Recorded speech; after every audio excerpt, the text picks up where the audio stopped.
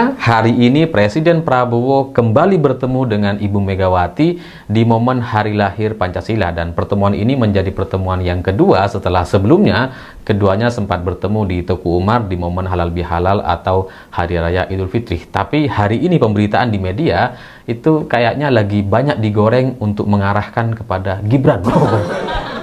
Ibu Megawati bertemu dengan Gibran. Oh, Gibran tanya kabar Ibu Mega. Oh, Gibran ngobrol. Oh, Bu Mega bercanda dengan Gibran dan sebagainya. Dan kalau saya lihat dari beberapa video yang beredar, kayaknya nggak ada tuh yang seperti itu gitu ya. Bahwa Ibu Mega ngobrol bercanda dengan Presiden Prabowo, iya, tapi sama Gibran enggak. Ya, kalau ada silakan dicek lah. Tapi kalaupun ada, bagi saya itu sebenarnya standar-standar saja gitu. Pertemuan yang biasa saja gitu. Cuma karena mungkin gitu ya, mungkin karena wartawan atau media kita itu menilainya bahwa Gibran ini kan pecatan PDI Perjuangan, dipecat sama Ibu Megawati gitu ya. Maka pertemuan ini dianggap sebuah pertemuan yang menarik gitu. Padahal bagi Ibu Megawati sendiri ya, meskipun mungkin PDI Perjuangan sudah melakukan pemecatan kepada Gibran, tapi sebagai pribadi, sebagai sosok Ibu Megawati, sebagai ya orang yang pernah menjadi presiden Indonesia, ya tetap menghormati wakil presiden terpilih yakni Gibran. Jadi sebagai pribadi, sebagai orang yang pernah menjadi presiden, ya tetap menghormati meskipun fakta lainnya dia merupakan pecatan atau dipecat dari PDI Perjuangan. Dan ini standar biasa saja gitu, dan sebelumnya juga sudah pernah ditunjukkan oleh Ibu Megawati. Ibu Mega ini bukan orang yang emosional, yang mudah menunjukkan kemarahan politik gitu ya, secara politis kepada orang-orang atau lawan-lawannya. Dan itu sudah kelihatan kok ketika di KPU sempat kan juga Kaisang itu coba menemui Ibu Megawati, terus kemudian bersalaman gitu ya, coba cari muka, coba perkenalkan diri sebagai ketua umum PSI gitu kan, yang merasa sejajar dengan Ibu Megawati padahal nggak bisa gitu kan. Dan Ibu Mega juga ya biasa saja, bukan yang kemudian marah, menolak, nggak mau bicara, enggak ya bicara-bicara saja gitu. Jadi ya kalau Ibu Megawati kemudian hari ini bertemu dengan Gibran, ya itu sebagai orang yang menghormati wakil presiden terpilih. Tapi di luar itu tidak akan mengubah apa-apa, bahwa Gibran ya tetap pecatan gitu, tetap dipecat. Jadi ya, meskipun sudah ketemu dengan Ibu Mega, tidak bisa kemudian kembali lagi dan kembali tidak dipecat. Nggak ngerti gitu ya. Itu tidak akan mengubah apapun yang sudah diputuskan oleh PDI Perjuangan sebelumnya. Dan bagi saya sebenarnya pertemuan yang menarik ini bukan soal Gibrannya gitu. Karena kalau Gibran ini kan dia wakil presiden, iya, wakil presiden terpilih, tapi ya sama lah seperti Pak Budiono gitu ya, sama seperti Kiai Ma'ruf Amin, bukan secara kualitas berpikir ya, tapi secara posisi politiknya gitu, bahwa ya Gibran kan nggak punya partai ya, Pak Budiono juga nggak punya, ya setara lah gitu ya. Meskipun kalau soal keilmuan ya Pak Budiono jauh lah, ibarat langit sama sumur ya, Gibran sumurnya gitu kan. Atau seperti Kiai Ma'ruf Amin gitu, Kiai Ma'ruf Amin itu masih lumayan karena ya meskipun tidak didukung sama partai politik atau bukan bagian dari pengurus partai, tapi punya basis massa yakni NU dan MUI. Nah, Gibran nggak ada gitu. Basis massa Gibran siapa? Projo, Pro Jokowi, bukan Pro Gibran gitu ya. Terus kemudian siapa? Relawan Bolone Mase ya, cuma levelnya wali kota.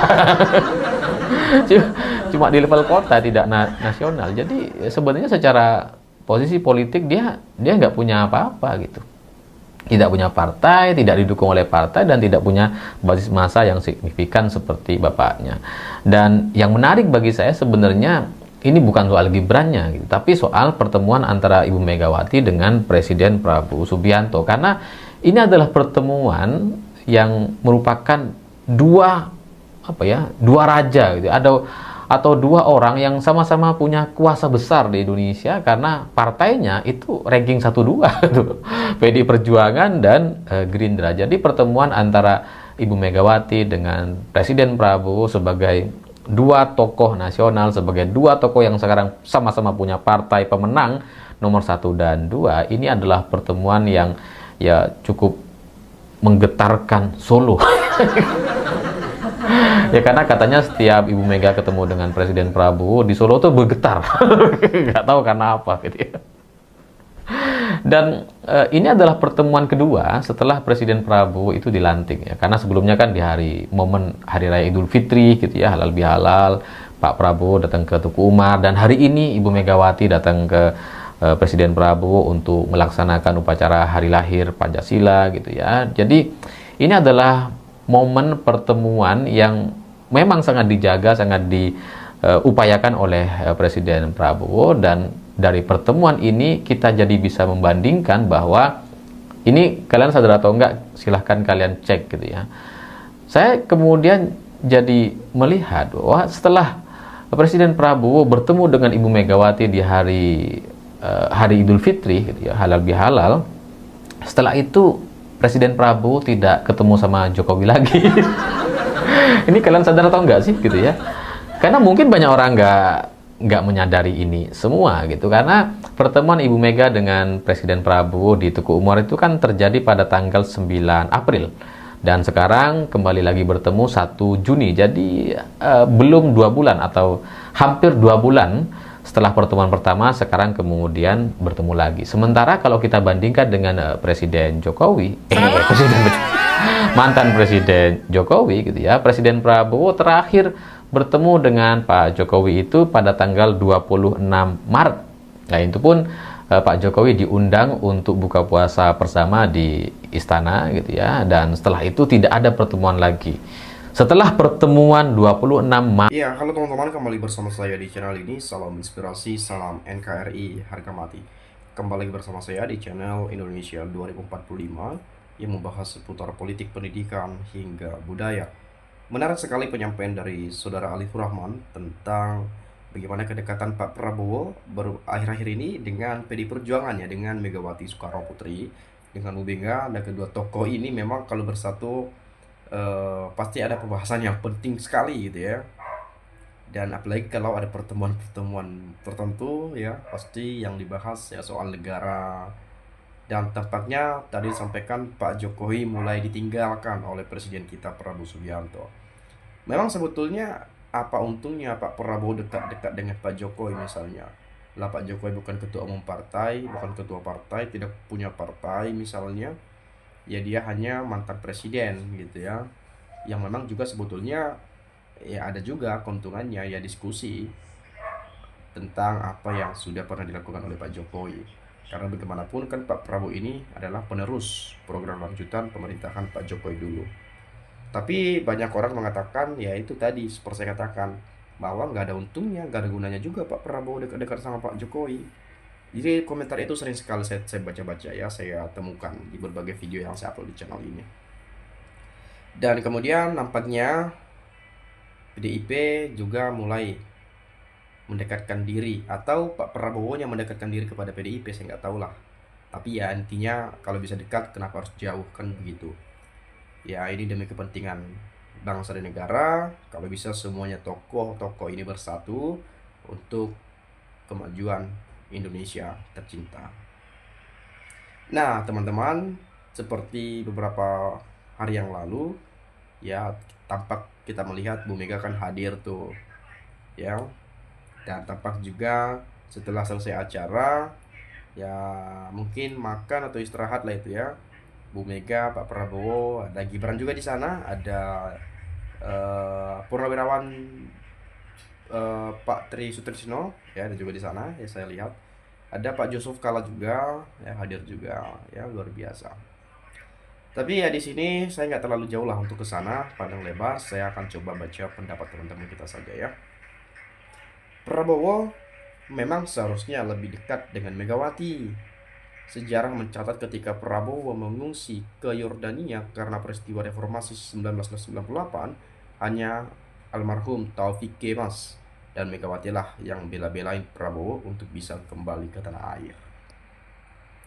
Asli Prabowo dan Bu Mega itu sebenarnya sahabat. Memang Bu Mega dengan Pak Prabowo itu teman lama loh. Itu sangat dekat sekali itu teman-teman. Bahkan Gerindra dan PDIP yang mengusung Jokowi waktu Jokowi sebagai wali kota, kalau nggak salah tuh. Waktu jadi gubernur atau wali kota tuh ya. Pokoknya sudah lama sekali lah orang ini dekat ya. Dan kemudian pernah juga Megawati, Bu Mega dan Pak Prabowo ini berjuang bersama pada kontestasi Pilpres. Ya, 2000 berapa ya? 2004 atau 2000 berapa ya? Kurang lebih seperti itulah, 2000 ya 2004 ya. 2004 terus 2000 berapa lagi? Ya kurang lebih seperti itulah ya, 2004 lah, kurang lebih itu 2005 lah, itu saya lupa.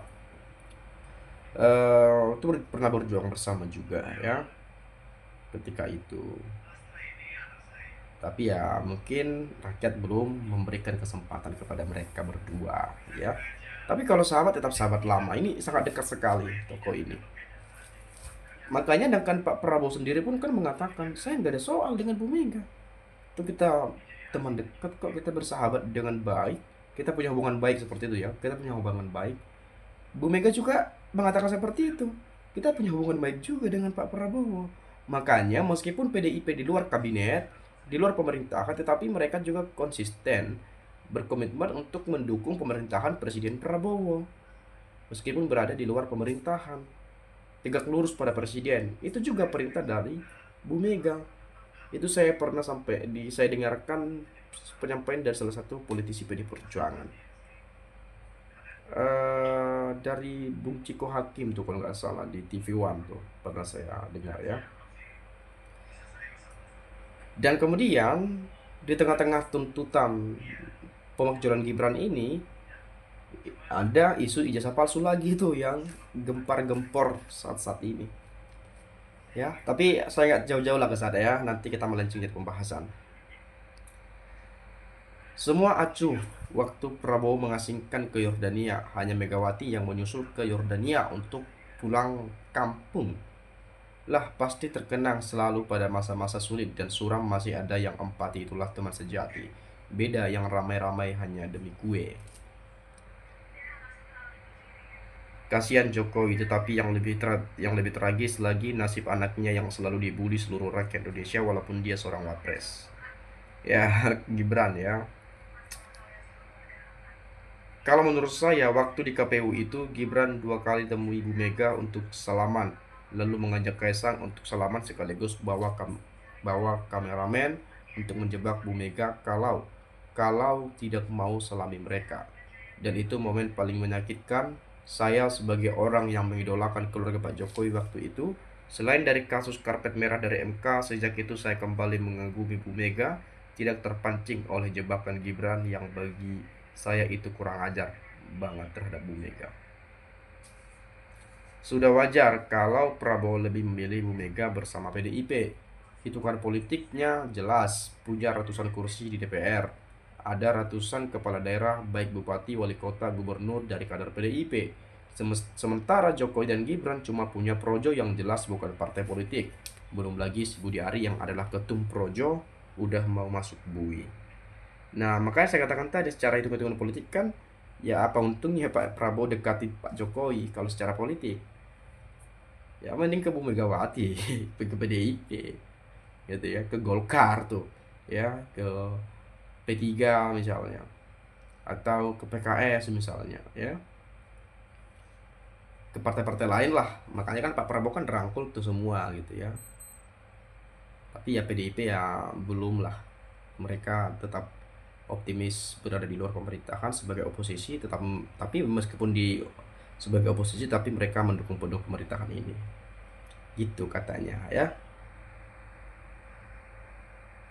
Pelan tapi pasti kebenaran akan mencari jalannya sendiri, dan Mulyono and the gang akan panen karmanya. Amin ya.